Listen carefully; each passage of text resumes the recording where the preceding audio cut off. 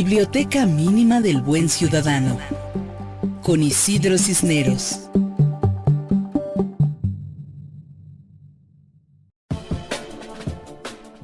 Isidro, ¿cómo estás? Buenas tardes, qué gusto saludarte. Muy bien, buenas tardes, mi querido Alberto. También es un gusto poderte saludar y a tu amable audiencia. ¿Cuál es la propuesta de esta tarde, Isidro?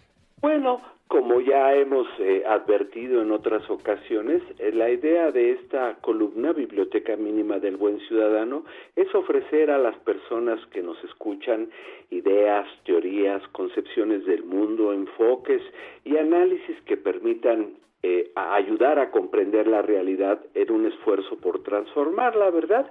Y entonces desde esta perspectiva hoy queremos proponer un texto que tiene que ver con el maltrato animal y algunas soluciones que se postulan desde la filosofía, Alberto. Entonces la obra lleva por título Cuestiones de especie y fue publicada en la ciudad de Milán por la casa editorial Eleutera en el 2017. El autor es Massimo Filippi, quien es un teórico de la política que enseña filosofía en la Universidad Vita Salute San Rafael en la ciudad de Milán, en Italia. Pues bien, en esta obra se examina la cuestión animal no solo desde la ética, sino como un problema estructural del poder y la política. Su tesis principal es que la dominación que los humanos ejercen sobre los animales es una forma de crimen en tiempos de paz. Analiza cómo la ideología occidental de dominación se manifiesta en el trato hacia los animales, criticando la ruptura de la naturaleza por parte del ser humano. El autor combina la teoría política crítica con un compromiso activista, buscando redefinir los límites entre humanos y animales para cuestionar la exclusión de estos últimos de la esfera política y de los derechos. Rechaza la idea de que pertenecer a una especie, en particular la humana, sea un criterio legítimo para dominar, explotar o excluir moralmente a otros seres vivos. Postula un antiespecismo que sostiene que la vida de un animal no vale menos solo por no ser humana, así como el racismo o el sexismo establecen jerarquías injustas entre las personas. El especismo establece una jerarquía entre especies. El antiespecismo cuestiona esa jerarquía. Una confusión común es pensar que el antiespecismo es solo sensibilidad, solo compasión o solo protección animal. En realidad, el antiespecismo no es sentimental, sino crítico y sobre todo político. Pregunta cosas incómodas como ¿por qué algunas vidas se protegen y otras se explotan? ¿Por qué el Estado salva perros pero permite mataderos? ¿Quién decide qué animales importan y cuáles no? ¿O por qué el sufrimiento animal se vuelve visible solo cuando conviene políticamente? El autor sostiene que el especismo no es solo un prejuicio individual, sino un sistema institucional con leyes, políticas públicas, discursos científicos, prácticas económicas y narrativas culturales. Desde esta perspectiva, el bienestar animal puede convivir perfectamente con la dominación si no se cuestiona quién manda, quién decide y quién se beneficia.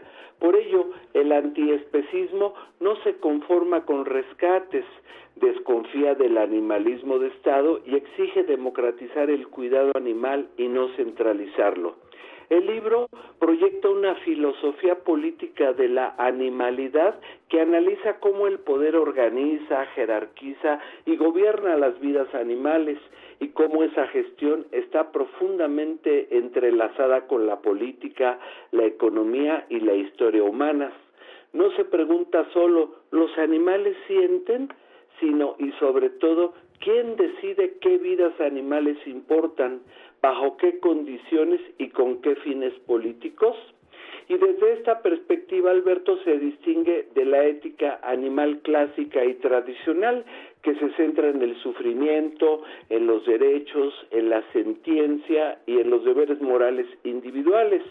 Por el contrario, la filosofía política de la animalidad desplaza el foco hacia el Estado, hacia las instituciones, las leyes, los discursos científicos y las prácticas de gobierno. No se pregunta solo qué está mal, sino cómo se produce y se administra lo que cuenta como bien y como mal para los animales. La importancia del libro que hoy comentamos radica en que concibe a la animalidad como una categoría política, donde los animales no existen solo como hechos biológicos, sino como figuras políticas. El animal protegido, el animal plaga, el animal productivo, el animal de compañía y el animal sacrificable. Todas estas categorías no son naturales, son fundamentalmente decisiones históricas y políticas de las personas sobre la vida animal. El autor sostiene que la explotación y el asesinato de animales no humanos no son accidentales o incidentales, sino que son constitutivos de las ideologías y prácticas del poder en las sociedades contemporáneas. Esto implica que el uso de animales como carne, fuerza de trabajo, experimentación o entretenimiento está integrado en las arquitecturas jerárquicas de poder de la cultura occidental y que la categoría de especie funciona como una construcción performativa que legitima jerarquías entre humanos superiores y no humanos inferiorizados. El autor rechaza lo que denomina animalismo de espectáculo, es decir, una forma superficial, moralista o mediática de hablar del bienestar animal sin abordar las bases políticas profundas del problema, para proponer en su lugar un antiespecismo político que no está centrado en demostrar solamente la capacidad del sufrimiento animal, sino en cuestionar las estructuras de dominación que lo hacen posible y en articular una liberación concreta de los cuerpos sensibles. Finalmente, Alberto, y de este modo, el foco no está en la prueba del sufrimiento, sino en cómo transformar social y políticamente la vida de los animales que son objeto de explotación y sufrimiento. El libro propone una reconfiguración del pensamiento político que reconozca a los animales no humanos no solo como sujetos que sufren, sino como centros de conflicto político y social en una transformación más amplia del orden dominante, Alberto. Y esto implicaría entonces, Isidro, si entiendo bien esta propuesta que nos haces, el cambiar el paradigma de una supuesta racionalidad humana como el principal punto de diferencia con los animales con quienes convivimos y debemos aceptar, no sé si necesariamente como iguales, pero sí como parte del mismo entorno.